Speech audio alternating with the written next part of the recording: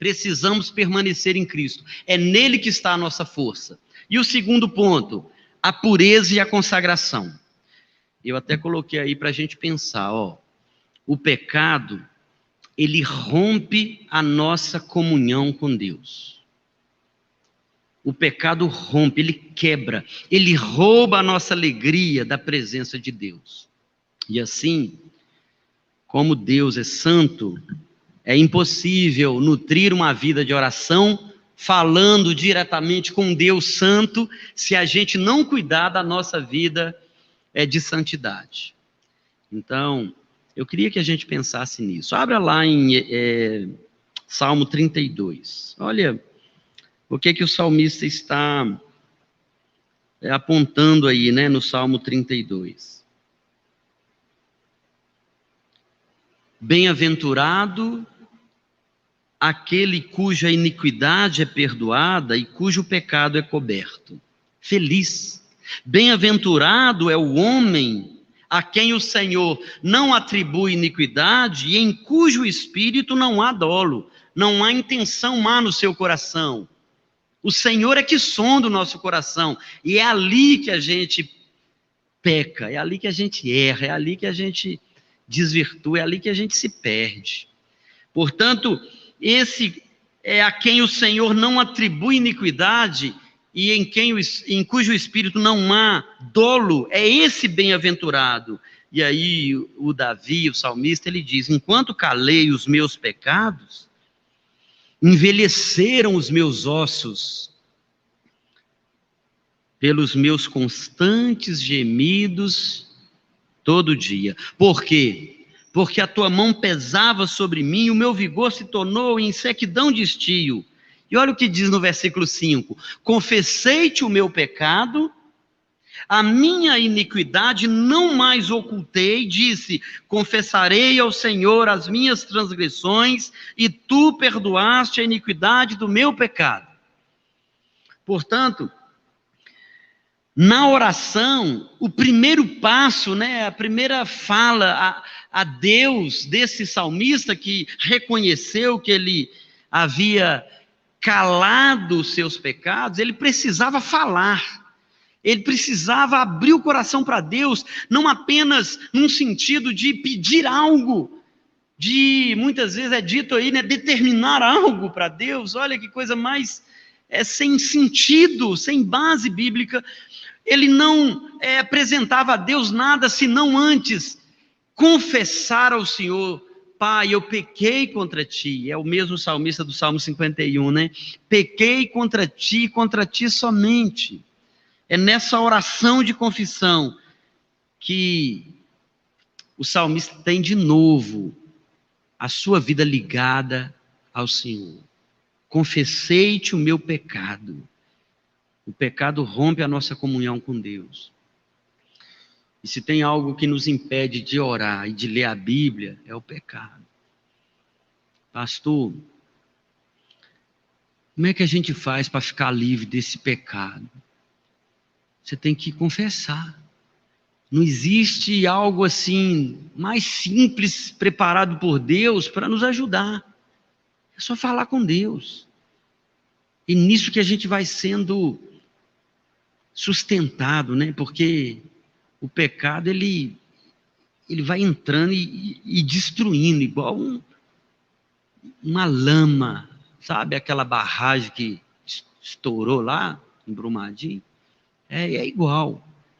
Nesse slide eu até coloquei, o pecado, ele engana e destrói. E se ele não for confessado e abandonado imediatamente, ele vai romper relacionamentos. E o primeiro relacionamento que ele rompe é com Deus. O pecado precisa ser confessado. A questão não é o erro. Se a gente fizer uma comparação entre a vida de Davi, é Davi que escreveu esse Salmo 32, é ele que escreveu esse Salmo 51, né? Cria em mim, ó Deus, um coração puro, renova dentro de mim um espírito reto, inabalável, restitui-me a alegria da tua salvação. É Davi orando. Aí você para e pensa, será que Davi foi um homem que não pecou? Foi um homem que não teve erros? Não. Se você comparar a vida de Davi com a vida de outros homens da Bíblia, você vai perceber que a questão em Davi não foi o fato dele não errar. Davi errou feio. Davi abusou de uma mulher. É um adultério, mas se você olhar o escopo do que aconteceu, foi um abuso, foi uma atitude muito, muito cruel de Davi. Ele tomou a mulher, ele assassinou, né? Não como o autor do assassino, mas como a mente, o arquiteto daquela morte, da morte de Urias, que era esposo dessa mulher. Então Davi, ele tem uma história triste de muitos erros, mas nós encontramos na Bíblia que Deus deu um testemunho de ter encontrado Davi, um homem segundo o coração dele. Por quê? Porque o Senhor sondou o coração de Davi e viu nele um homem pronto a reconhecer o erro e se arrepender. E é nisso que está a grandeza de um homem que quer andar com Deus. Não é um homem perfeito, não é uma mulher 100%, não existe. Mas é alguém que está disposto a refazer o caminho. Porque quando a gente reconhece, olha, eu errei. E Davi fala isso, né? Pequei contra ti. Ele tinha pecado contra Batseba, contra Urias, contra o seu povo, contra a sua família. Ele tinha pecado contra o seu próprio reino e essa autoridade no trono que ele ocupava ali em Israel, em Judá. Mas quando ele vai confessar, ele diz, eu pequei contra ti somente, e fiz o que é mal perante os teus olhos. Portanto, quando a gente entende essa verdade bíblica e a gente fala com Deus, a gente não precisa esperar o Satanás, o inimigo, porque ele usa o pecado para destruir a gente, para separar famílias, para gerar contendas, para gerar desavenças, para desfazer planos e projetos espirituais, para arruinar com amizades e quebrar a confiança. É assim que o Satanás atua, mas nós precisamos ter essa alerta. Olha, irmãos, quantas vezes tem pessoas na igreja adoecendo porque não confessam o pecado. Sabe, a igreja não é aquele lugar onde os pecados são apontados, não. Às vezes a pessoa vai ficar 1 ano, 2, 10, 15 anos com aquela coisa ali, guardada.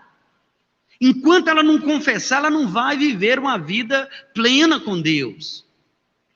E às vezes, olha, Paulo fala lá em Coríntios 11, né? Tem muitos enfermos, muitos que estão dormindo, e muitos doentes. E às vezes é por causa disso.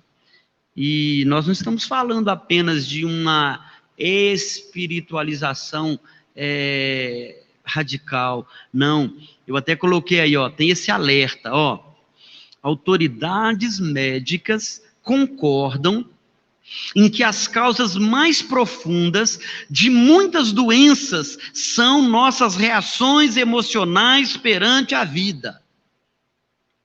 O ódio amargo, prolongado, pode danificar o nosso cérebro e pode causar desordens cardíacas, pressão sanguínea alta e indigestão aguda. Lá em Hebreus 12 fala isso, né? Que pode brotar na gente uma raiz de amargura, e essa raiz de amargura pode matar a nossa vida com Deus. Portanto, o caminho para a gente viver uma vida plena com Deus é permanecer em Cristo. E não tem como permanecer em Cristo se a gente não cuidar da nossa vida de santidade. Como um Deus santo vai receber a gente diante dele se a gente não começar por aí? Pai, pequei contra ti somente, como o filho pródigo fez, voltarei e irei ter com meu pai e lhe direi, pai, pequei contra os céus e pequei diante de ti, já não sou digno de ser chamado teu filho. esse cair em si, né, que o filho pródigo experimentou. Tem um texto lá em Provérbios, que também é muito forte nesse sentido, né? Provérbios 28, versículo 13. O que encobre as suas transgressões jamais prosperará, mas o que as confessa e deixa alcançará misericórdia. Pastor, é simples assim? É simples assim. É você falar com Deus e começar por aí. Pai, eu quero permanecer na videira que é teu filho Jesus, mas tem algo na minha vida que tem me impedido de permanecer lá, e eu quero agora falar com o Senhor sobre isso. Eu tenho feito isso, e eu sei que isso desagrada ao Senhor. Eu tenho usado a minha boca muitas vezes para falar aquilo que não devia. Eu tenho permitido que desejos pecaminosos dominem o meu coração. Eu tenho pensado em coisas que não convêm ao Senhor, que não agradam ao Senhor, e eu quero ficar livre disso, Senhor. Eu quero viver uma vida plena, eu quero viver uma vida inteira com o Senhor. O autor de Hebreus, né, eu gosto dessa expressão, tá lá, lindo, que fala assim, desembaraçando-nos de todo o peso e do pecado que tenazmente nos assedia, corramos com perseverança a carreira que nos está proposta. Lembra desse versículo?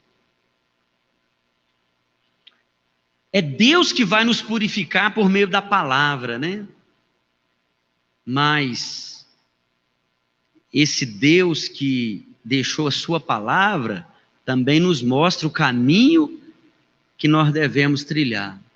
E ninguém vai vir para desembaraçar a gente, não. Ou a gente toma uma atitude e fala, olha, isso aqui está sobrando na minha vida. Já está demais. Isso aqui está me embaraçando demais. Eu vou tirar isso aqui da minha vida. Esse desembaraçar é o imperativo.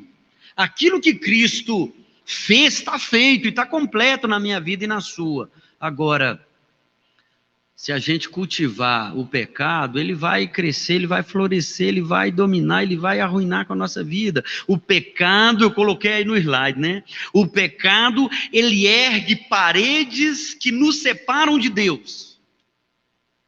O pecado, ele sobe muros que nos impedem nessa comunhão com Deus e, consequentemente, a gente vai ter dificuldade também de ter comunhão uns com os outros.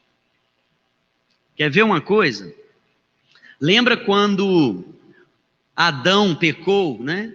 Deus deixou lá uma ordem, né? Olha, vocês podem desfrutar de tudo que tem nesse jardim. Tudo que tem aqui é para o desfrute de vocês. Podem comer à vontade, né? Mas às vezes a gente só pensa naquilo que foi proibido, né?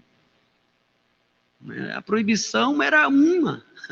Agora, a permissão era geral, podem comer à vontade, só que a gente só pensa na proibição. E o olho de Eva e de Adão ficaram exatamente naquilo que não podia. Ela viu que aquela árvore era desejável, ela comeu com os olhos, olha, eu quero essa fruta aqui, mas tem tantas frutas aqui no jardim, não, mas eu quero essa. E depois que ela comeu, ela deu para o seu marido, ele comeu, imediatamente eles tiveram a visão do inferno, né, do pecado, daquele mal. E de repente, eles viram que estavam pelados e tiveram vergonha, tiveram medo e se esconderam. Olha só, olha o efeito do pecado. A pessoa vai esconder, ela vai fugir. E aí vem Deus, né? Adão, onde estás, Adão? Deus já sabia, né, como conhecedor de todas as coisas, mas o estado de Adão agora não era mais o mesmo, e é exatamente assim que continua acontecendo. Quando a pessoa comete um erro, a vergonha toma conta, e ela não quer se expor, ela não quer aparecer, ela não quer ir na igreja, ela não quer orar, porque o Espírito Santo está ali. Essa pessoa pertence a Deus, ela foi separada por Deus, ela foi comprada pelo sangue de Jesus. Então, o pecado não vai deixar ela em paz. O Espírito Santo vai convencê-la. Meu filho, não é essa a vida que eu tenho para você. Meu filho, não é isso que você nasceu para fazer. Não é assim que você vai usar o seu corpo. Você pertence a mim. E esse incômodo é uma bênção, porque Deus é testificando que essa pessoa pertence a Ele. Porque se a pessoa não tem o Espírito, ela não vai ter incômodo nenhum. Ela vai pecar sem dor de consciência. Agora, se a pessoa tem Cristo, como disse alguém por aí, né? Essa pessoa não vai pecar em paz. Ela vai sofrer. Até ela abrir a boca e confessar e falar: Deus, me perdoa porque durante tanto tempo eu andei errado. E aí ela vai começar a perceber essa vida com Deus renascer. E ela vai permanecer em Cristo, e ela vai orar, e ela vai ter prazer de acordar de manhã e olhar para os céus e agradecer a Deus. E ela vai agradecer quando ela estiver diante de um prato de alimento, ela vai agradecer no final do dia: Deus, obrigado porque o Senhor me conduziu nesse dia. Mas se ela não falar, se ela não confessar, ela vai continuar presa a uma situação de frieza, de tristeza, de angústia. Portanto, o caminho é esse. Para a gente ter um ano de oração, nós precisamos pedir a Deus: Senhor, me ajuda a tirar essas coisas, a tirar da minha vida isso que está me impedindo de permanecer em Cristo, isso que está me impedindo de ter uma vida inteira na presença do Senhor. Eu ainda coloquei aí para a gente pensar: olha, o pecado não confessado, o pecado não abandonado, ele impede e causa embaraço à oração. Israel, quando clamava a Deus fervorosamente, nem sempre Deus atendia. E se você for olhar a história do povo de Israel, você vai perceber que os momentos onde Israel não teve vitória, foi no momento onde eles abrigavam o pecado. Lembra de Acã? Lembra daquele momento onde o Senhor chamou o povo e falou: olha, eu vou cerrar os céus. Se vocês abandonarem a minha palavra, se vocês abandonarem a minha presença, se eu cerrar o céu para que não chova, e se eu enviar gafanhotos e pestilência, está lá em 2 Crônicas. E aí nós encontramos o capítulo 7, o versículo 14, que diz o quê? Se o meu povo, que se chama pelo meu nome, se humilhar. Olha, a oração não começa com palavras bonitas para Deus. A oração começa com uma atitude de um coração quebrantado, a humilhação desse coração que se humilha, e ele ora: se o meu povo, que se chama pelo meu nome, se humilhar e orar, olha, e me buscar, e se converter dos seus maus caminhos, então eu ouvirei dos céus, perdoarei os seus pecados e sararei a sua terra. Estarão abertos, atentos os meus ouvidos à oração que se fizer neste lugar. Então, a gente precisa clamar ao Senhor nesse sentido, irmãos. O ano está só começando. Eu vou voltar e vou insistir nisso aqui. Nós vamos caminhar aqui para encerrar. Eu não sei como foi sua vida de oração no ano de 2022. Eu não sei quantas porções e quantos livros da Bíblia você leu em 2022. O ano está começando.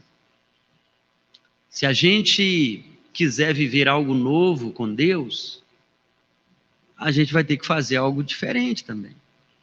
Se a gente continuar não priorizando a nossa vida espiritual, se a gente continuar negligenciando a nossa vida com Deus, porque é responsabilidade sua. Mas o senhor é o pastor. Sou, mas eu vou levar seu pecado. Não, é você que vai conversar com Deus, porque você tem a palavra de Deus, Você tem o conhecimento da verdade. E você tem um pastor aqui, sempre teve alguém aqui falando com você a verdade. Portanto, não tem essa de um filho levar o pecado do pai levar o pecado do filho. Está lá em Ezequiel. Cada um é responsável. Eu coloquei aí, como viver uma vida de oração. Você precisa aprender a viver uma vida pura. Porque o impuro não vai permanecer. Os limpos de coração verão a Deus. Lembra das bem-aventuranças? Bem-aventurados os limpos de coração. Quem, Senhor, há de permanecer no teu santo monte? Quem há de habitar no santo lugar? Aquele que é limpo de mãos e puro de coração. Para permanecer em Cristo, nós precisamos viver essa vida de santidade. Confessar a Deus os nossos pecados, dar nome para eles, falar: Senhor, eu tenho errado nisso e nisso. A sós com Deus, como a gente leu aqui em Mateus, fecha a porta e fala com Deus. Seja humilde em reconhecer que errou e que depende de Deus. Admita o seu pecado rapidamente e desfrute desse perdão instantâneo. 1 João capítulo 1, versículo 9 e 10. Se confessarmos os nossos pecados, Ele é fiel e justo para nos perdoar os pecados e nos purificar de toda a injustiça. É simples assim. Para ter vida de oração, nós precisamos permanecer em Cristo. Para permanecer em Cristo, nós precisamos ter uma vida pura. O imundo não passará por esse caminho, está lá em Isaías. E sabe o que é caminho? Caminho é o lugar onde a gente anda. A estrada está lá, mas o caminho é aquilo que a gente permanece nele.